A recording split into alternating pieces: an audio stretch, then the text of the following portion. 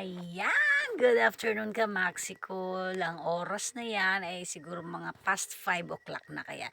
Mainit siya pero hindi masyado. Bye Mudra! Ang ganda naman ng upo ng Mudra ko. Parang model lang ng bahay. Kubo. Ay, for the go ang lola. Sige, lakad lang. Ayan, yung bahay na yun sa dulo. Ayan, yan yung pupuntahan ko. Zoom natin. Ayan, yan yung pupuntahan ko. Diba? Layo na lalakarin ng lola niya. Pero wala tayong magagawa, ganun talaga. Wala naman tayong service. Sana magkaroon. Ayan, lakad lang lola. Di bali, hindi na masyadong masakit sa balat ang init. Naku po, may kalaban.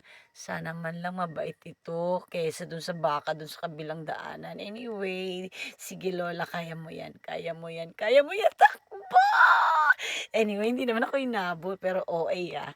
Ayan, silipin natin ang aking asyenda. Uy, ay meron palaka na naman. Okay, babush!